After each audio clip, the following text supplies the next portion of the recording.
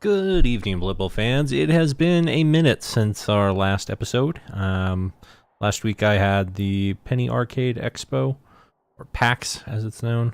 So I was gone on pretty much all weekend. Playing a lot of Monster Hunter World as well, so sorry, didn't get a recap out. And this week I am going on vacation as well, so I will be doing a 2-for-1 combined recap. However, it will just be solo. I wasn't able to arrange for Rumblebee. Not his fault this time.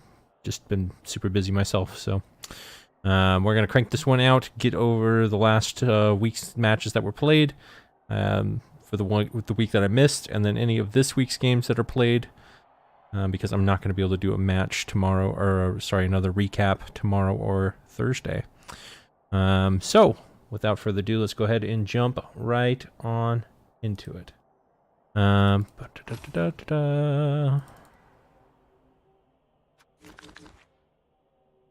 were some exciting games. I did catch a few of them when I could.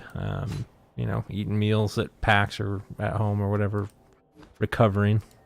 We are looking on day 9? No, that's not right. It was day 8. Yeah, day 8 and day 9 that we are going to be covering this week. So, let's get things started with Div 3, and we're going to do the entire Div 8 and 9, and then go on to the next Div. This was the admin game there, between, or Grungy Desserts gets the free win there. Please Don't Murder Me got a 2-1 win over the Secret of My Success. Again, Rusty and the Elves. Rusty and the Elves. Please Don't Murder Me getting more blocks over the Secret of My Success. That is not how you win as orcs against elves. You have to make sure you utilize your guard, you know, base players accordingly, making it to where it's easier for your opponent to dodge away than it is to get a 2-die block. That is the trick. No, it doesn't always work out that way, especially if they happen to get a couple of injuries early on and have the numbers advantage, but we can only beat that horse to death so many times. So, Fell with Codadol lost 1-2 against Cheese Tactics in a embarrassing game. Completely embarrassing game that Cheese won.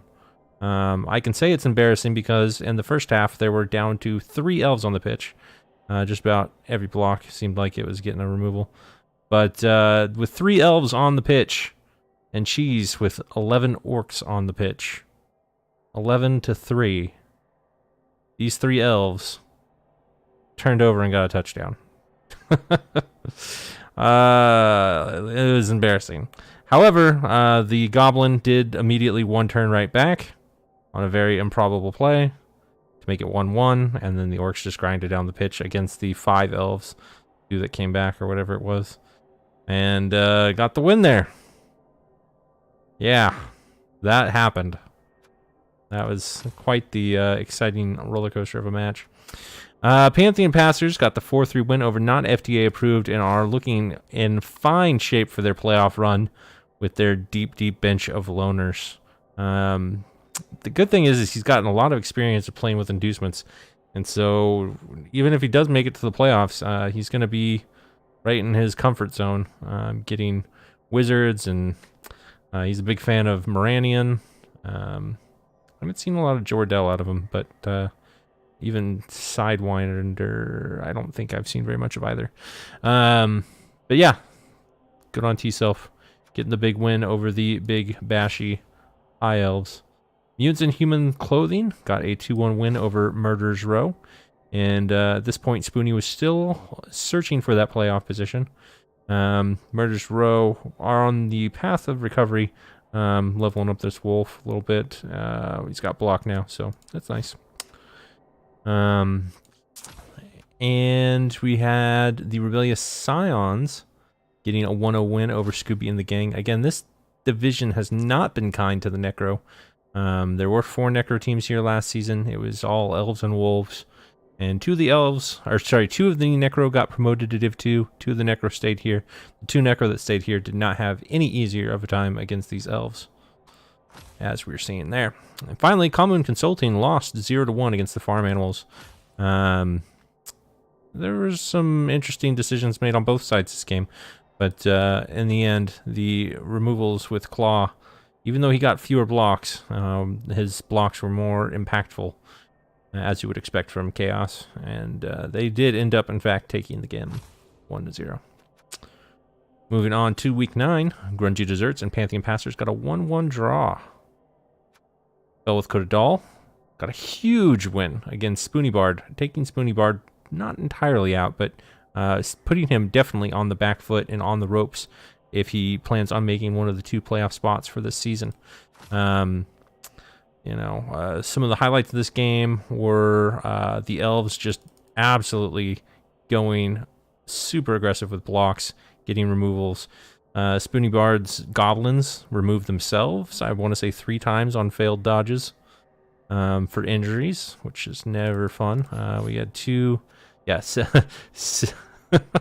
5 injuries sustained that were not inflicted, or I guess 4 that were not inflicted by these guys. So 3 of those were Goblins that fell over, and I think one of them was from a foul, if I recall.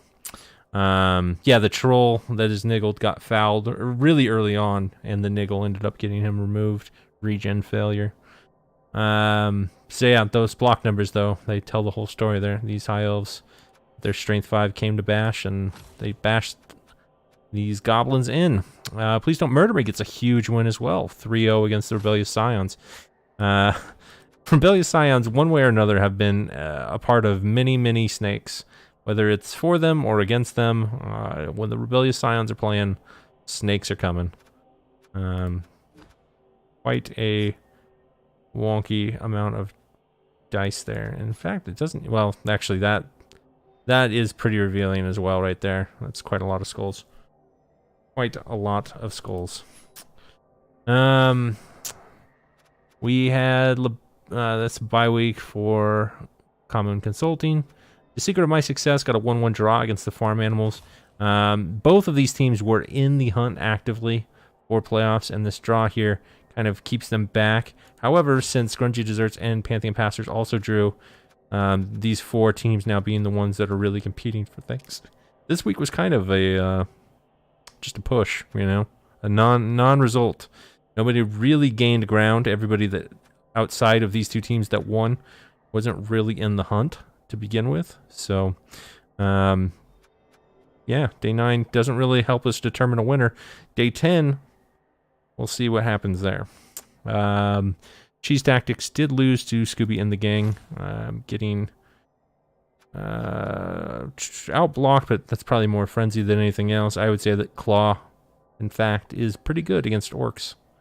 Who'd have guessed? And not FDA approved. Lost 1-2 against Murder's Row. Murder's Row has done better against the Elves. As I was mentioning just a couple minutes ago, they're one of those 2 teams that have had to play a lot of Elves. And I think they're finally starting to get some tackle. With removal numbers like this, though, that's very clear to see how those Elves were not quite able to pull out the win. So, let's go ahead and take a look at the leaderboard. There is one game that was played already today, which is what's going to prop Chabsu up top. So he should be at 5-2-2. If we're just looking at strictly week 9. And that would have him at 17 points, which would be Grungy Desserts would be at 18-20 points. And that would be 19 points for the Pantheon Passer, so he'd be right here in 3rd. Spoony Bard sitting at 15 points, is definitely on the outside looking in.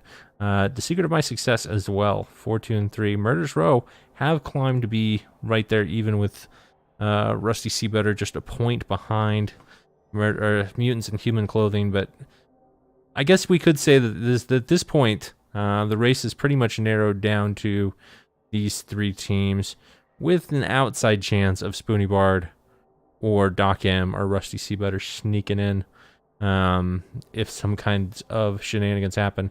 Completely eliminated at this point, ATL, Durkanon, Not for Science, Strategic Cheese, Travel Scrabble, Luke Sama, and Velociraptor. The fight for relegation is pretty close. Actually, every single team that I just listed that is eliminated could easily get relegated. Sure Dog, of course, will take one of those relegation seeds, But what are we looking at? That'd be 10 points to 13 points for 6 teams. So every single match matters here if we are looking at avoiding our REBBL matchup next season. I believe in you, Cheese. 3 in a row. I believe. I would like to see the 2 high elves probably make it out. ATL and Not for Science, because they just have such good teams. And I think Darkanon can get out as well. So yeah, I think these 3 would definitely stick. I think these 4 would definitely stay down. One of these 4, though, is going to have to... One of these 4 will climb out. If I had to guess. That would be my prediction. That's going to do it for Div 3. So let's go ahead. Well, I guess I should take a look at what's coming up this week while I'm going to be out. Cheese versus Stouticus. Stouticus would be favored in this one for sure. Cheese has not done well against Claw in the past, and there's plenty of Claw on this team. Secret of My Success versus Not FDA Approved. You know, it's not even funny at this point anymore. It's an elf team against Rusty Steve Better, so we gotta play the numbers and go with the elf team there. This is a solid elf team as well. He's probably gonna be getting a wizard, be my guess. Please Don't Murder Me versus Scooby and the Gang. Murders Row will, of course, take the bye week. Luke Sama has actually been on a bit of a tear, and Scooby's been on a bit of a slump. I would go ahead and take Luke Sama on this one. Both Kododal already lost to the farm animals. Pantheon Passers will be taking on Common Consulting, and I think T-Self, frankly, is going to win that one. Mutants in Human Clothing versus Rebellious Scions.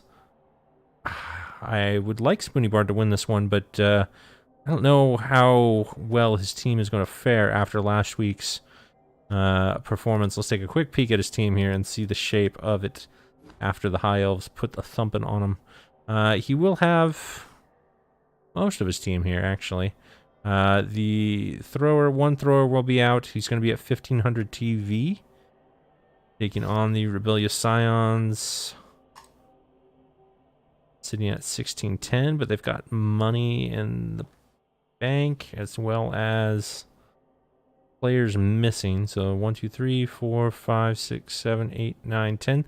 So they will be at 1670 minus 60. Too much math.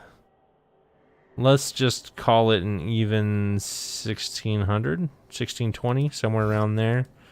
I don't see Spoony replacing anything. He's going to be at 12 players. So yeah, he could at worst be looking at a wizard. Probably a bribe and a babe, or a bribe, or star players, because he does have that stadium. So yeah, it's at his place. So Nuffle's Altar probably will make a star player and maybe a bribe. I will favor the elves in this one. I just think that Spoony's going to be reeling a little bit from last week's performance. All right, that will do it this time for real. We'll just go ahead and move on to Div 2. Looking back to Week 8. And this one's not all finished for Week 9, so we'll do our best. TeamSpeak Crew version 4 got the 2-0 win over Dracwell Daylabors. I don't think that was a big surprise to anyone. I've always said the humans could beat this team, and the humans have always disappointed me. I think these two teams have played together many, many times. Nurgle FTDs versus the High Fivers. High Fivers get the big win over Salt in his FTDs. Equal number of blocks. Actually, there's some injuries here, but not being able to score the ball, or score with the ball, has been a plague for this team. They did suffer a death as well. 3 Mountains taking on your Lizard Airy.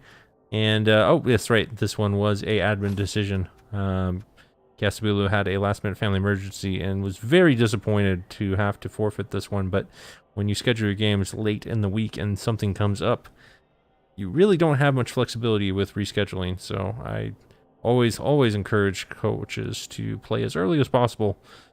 Ask for an early bye if you need to, or an early roll if you need to.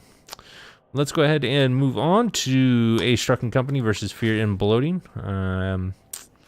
Ace Trucking Company got the looks like a draw. Fair number of removals. They actually outblocked the Nurgle team quite a bit. This is the Nurgle, I believe, that doesn't have a Beast of Nurgle. So I'm curious how that one ended the way it did, but it is always easier to draw a game than win it. Especially when you've got a couple bash teams with good ball carriers. Like this ball carrier is hard to keep out of the end zone, so... And then they've got plenty of Claw Mighty Blow, 4 Claw Mighty Blow, no Beast of Nurgle. It's a weird team. It's a strong team. But if they don't get the removals, which didn't look like they did there, that certainly can happen. Non-anime sports team got a 1-1 draw against Tooth and Fist. These two teams are definitely in the competition for playoffs. Tooth and Fist got plenty of blocks on these elves, but not a lot to show for it.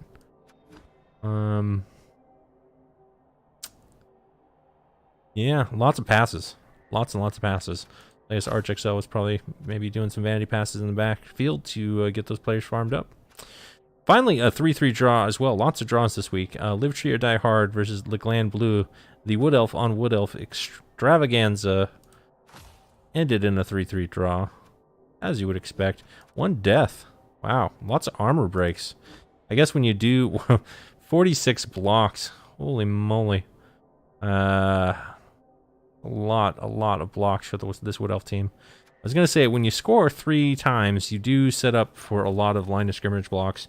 The fact that Duberman got 14 armor breaks on only 23 blocks is also pretty impressive. That's a lot of stunned elves. Wow. Interesting match. Moving on to week 9, 3 Mountains got the admin win. Nurgle FTDs got another draw against Ace Trucking Company, so Ace Trucking Company's in the draws for the Draw League. TeamSpeak Crew version 4 lost 0-1 against Not an Anime Sports Team.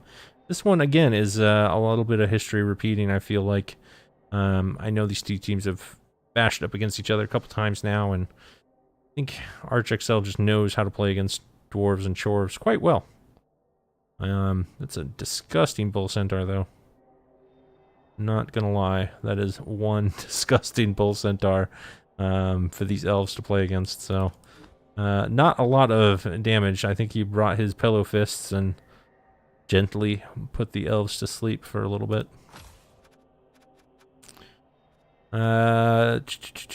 Lords of Decay lost 3-4 against Stuberman and his Live Tree or Die Hard team.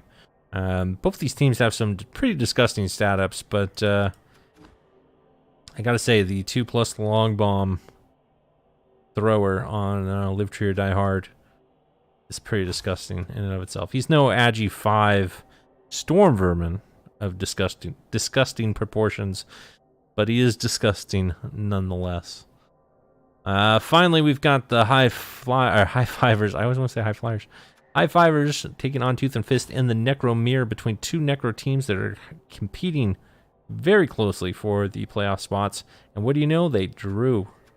Very, very one-sided blocks and removals and armor breaks. Only 5 armor breaks on 30 blocks compared to 60 blocks, basically, with 6 removals and 21 armor breaks. Well, Tooth and Fist can't block back if they're all stunned half the game. Jeez.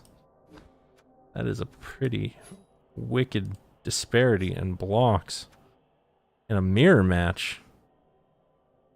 Almost tempted to jump right into that one and see what the hell happened. Regardless, that's an interesting match with an interesting result. Finally, our very last match of the game, or of the week rather, Your Lizard Airy versus Fear and Bloating. Unplayed. However, both these teams are at 10 and 12 respectively, so it's not going to have any real big impact on our playoff picture. Let's go ahead and take a look at the teams. Currently, the Duke at 5-4-0. undefeated for the season, sitting atop 19 points. Looking good. One way or another, he should be up in Div 1 next season.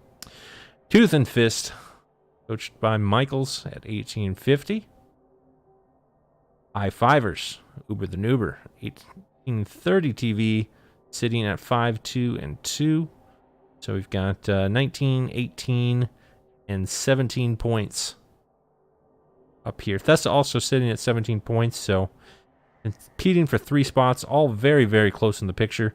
Lords of Decay, if they're not careful, might find themselves in the worst spot, which would be 4th place, with a one-way ticket to Div 1, and no playoffs to show for it. LeGland Blue has been in the playoffs before, I want to say several times now, so I know they would love to get the opportunity to go back in there and keep performing. We may see that yet.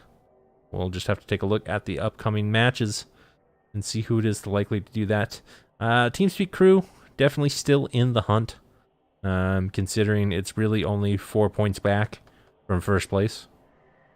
Very, very easily could find themselves a playoff spot here.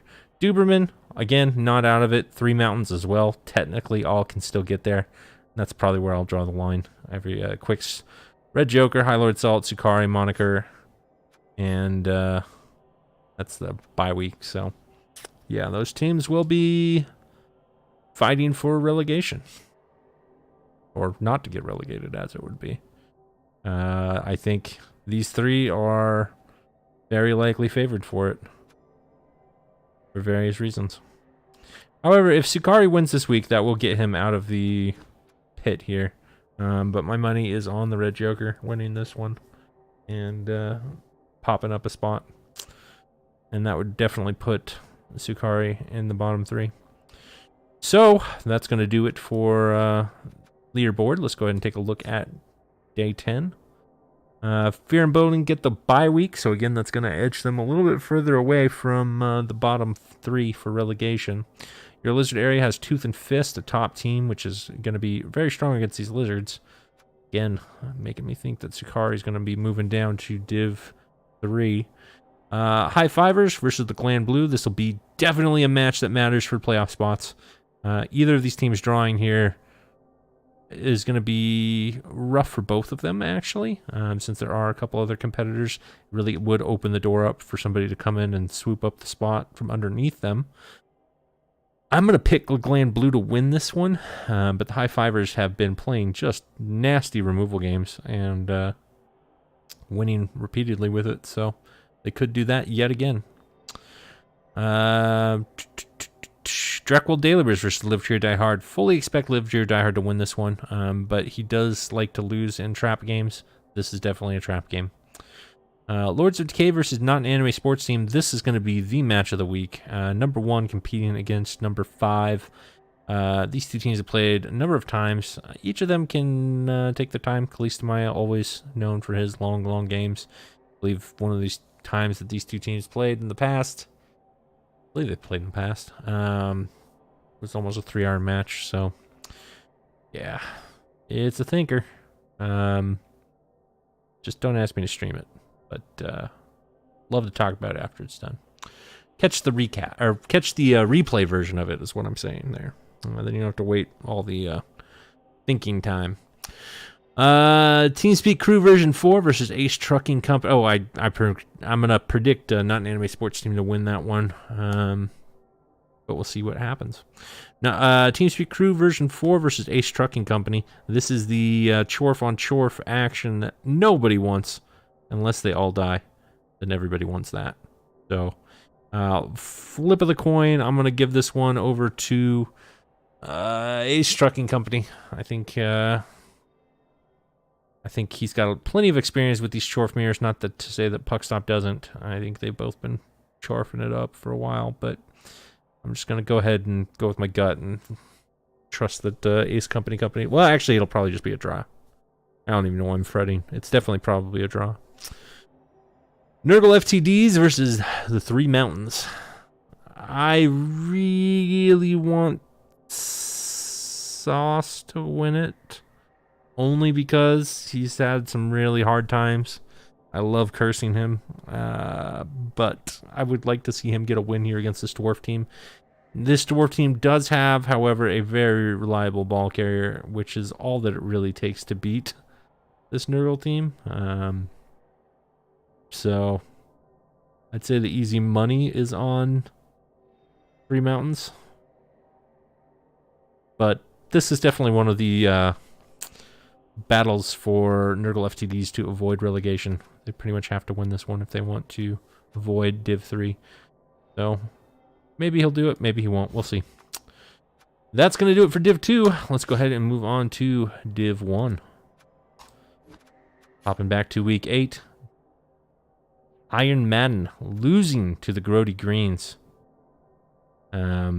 Chipping away at those old Tomb Guardians there. This one was, I want to say just, you know, claw doing claw things, regen not doing regen things. That's pretty much it.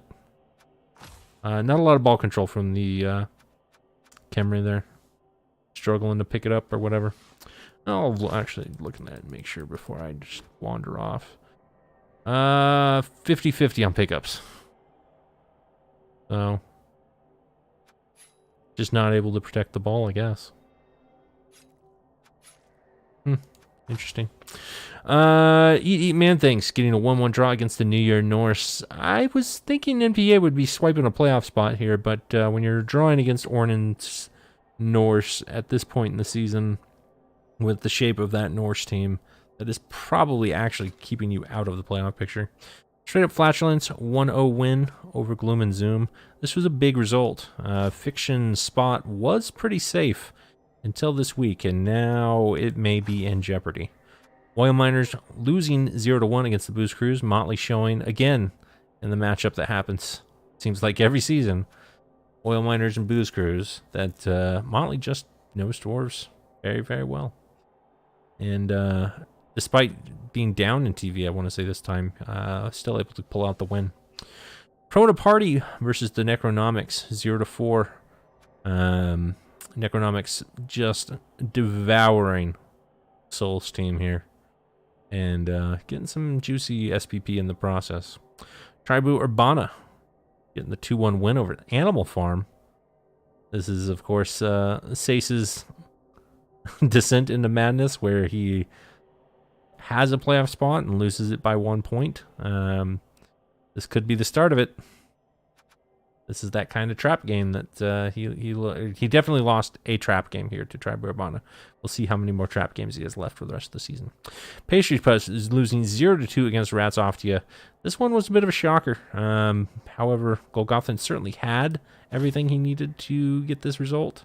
And, well, I mean, similar number of blocks. Few extra removals for Golgothan for sure. But just some clutch plays from some clutch dice and a little bit extra risk that paid off on the side of Rats Off to You. And that's exactly what you need if you're going to win against Pastry Pest. Prona Party got the 1-1 draw against the Grody Greens. Lazarus Diggs is looking for that playoff spot. Soul is not too far out himself. But this draw here, actually, I think he opened things up for a couple other people that are in the hunt still. Tribu Urbana losing 1-2 against the Oil Miners. Able to pull off some stuff against Sace, but not against Pig Sofa and those dwarves. All the tackle in the world makes Hipster cry. 2-2 draw in Pastry Pass versus the straight up Flatulence game. Stubings really wanted the win here, but was not quite able to do enough damage to these rats prior to the score being what it was. Some very fast scores from Lumi in order to get that draw, though. Rats Off to You versus Eat Man Things. Golgothan again beating a Skaven team in the Skaven Mirror, showing his rats are out-ratting the rattiest of the rats in Div 1. Couple extra blocks in there. Similar amount of removals, though. Again, just right risk at the right time. And he's rebuilding as well. I'm going to take a look at his team after we're done going through this. Animal Farm gets the 2-1 win over Iron Madden. So in the Sace versus Gengar match that everybody had been waiting for all season long, Gengar actually got the better end of the blocks. Of course, Claw led to the better end of the removals. This kill couldn't have been any more insignificant. I think it was a stupid skeleton. No Tomb Guardian deaths.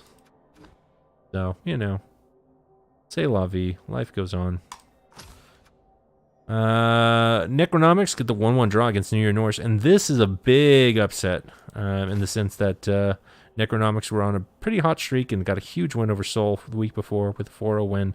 And then Ornan, with his Norse, never say die. They laid it on thick. 73 blocks against the Necronomics. Getting a lot of armor breaks. But yeah. That is a big, big performance out of the champ. Which, I mean, you wouldn't expect anything less from him. But his team's just in a rough spot, so the fact that he's able to get these draws is just crazy. Booze Cruise getting the 2-1 win over Gloom and Zoom, and Motley, I believe, has Fiction's number in prior seasons as well, so this one wasn't too big of a surprise, but this is Fiction possibly not making the playoffs, and that is newsworthy. Let's go ahead and take a look at the leaderboard here, and in fact, let me just do this while I'm here.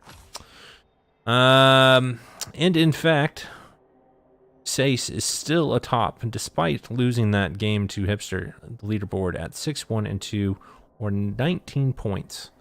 If I can math, yes I can. Iron Madden right behind him at 18 points. Go to Greens at 5-2-2, which is 17 points. Very similar to Div 2. The difference here, though, is there's 4 playoff spots, so Sace is not quite locked in yet.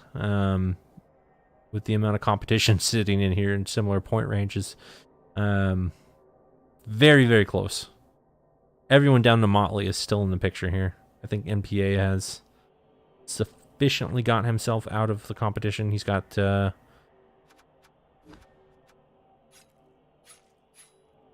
between the 4 weeks that he's got left, if he got 4 more wins, that would put him up to... math. 18, 22 points. I think technically 22 points could get him in. If it was 5 spots like it was last season, then 22 points definitely would do it. I don't think it will actually do it. No. Yeah, I'm going to say that he's eliminated.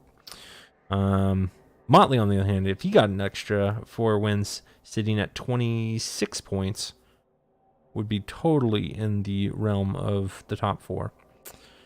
So, we're looking up... here, all these teams are pretty neck and neck. But yeah, Sace just needs to, I think, probably get 2 more wins, and that would secure him at least a spot. Not necessarily first, but at least a spot in the playoffs. Looking at the race for relegation, Ornan is certainly looking like he's in the competition for that. Pig Sofa and Hipster as well. I don't know why I thought Sol was higher up. I guess I was completely wrong. He's definitely not in the competition. So he's actually looking at possible relegation here. Well, Gothen is the one that's kind of on the rise these last couple weeks. So let's go ahead and take a look at that team and see what kind of shape they are in and if they are poised to make a late run and avoid the relegation train. He's had this amount of development on these vermin for a while. I think he's about to get Palm on Jan Skylar here probably in the next game or two. Where it's coming from is, in fact, these gutter runners that are pretty fresh. He's low on TV, but he is starting to get some development. Joy Peters the third getting sure hands. That'll definitely help with the reliability of this team. I like the horns choice. That's interesting. Typically, I would have seen 2 heads here, making it more likely to cage dive, but the horns with the wrestle tackle is very good in these rat-on-rat matchups, which is what we've been seeing him win a bunch lately, so that's probably where that decision's coming from, is against these other agility teams. This becomes very useful. I like it. It's something different from the rats, for sure. And then, of course, you know, you've got your standard Golgothan lineman bloat. So, 140k for Gary friendly. Even that's funny. 140k for this line rat is still really not that bad when you compare it to some of the other players in the league, like elves. If you've got a bloaty elf, it's probably 200k. This one's still cheaper than that. And he gets value out of Gary. One way or another, Gary gets his value. Alright. So let's take a look at the schedule. Grody Greens versus the Animal Farm. This is going to be a very, very big match. Sace has had a lot of opinions about the Grody Greens and his streaming of their games. I'm curious to see whether he is able to exploit anything, or if the Dice Lord Nuffle has anything to say about it. Rats Oftia versus Necronomics. I'm going to pick Sace, of course, win that one. Rats Oftia versus the Necronomics. Necronomics should win, but they've, that tie against Ornan, given up 73 blocks. I don't know. Maybe that's just not in the game. And Rats Oftia, because they've been on that winning streak, if they pull off an upset here, that would be a big deal. That would get them really out of the relegation race, and that would really put Necronomics in position to miss the playoffs. Should be very interesting. Pastry Pest versus the Booze Cruise. This is a must-win situation for Lumi. And he's playing like it. His last game, he was definitely willing to risk some very important players in order to avoid the draw against Straight Up Flatulence and go for the win. And he just couldn't quite pull it off. So I'm curious to see what he does. We always talk about how at the beginning of the season, Lumi plays pretty conservative, but he's always in the hunt. And then near the end of the season, he just goes balls to the wall. And so if you want to see some good balls to the wall Skaven play, now is the best time to watch a Lumi game.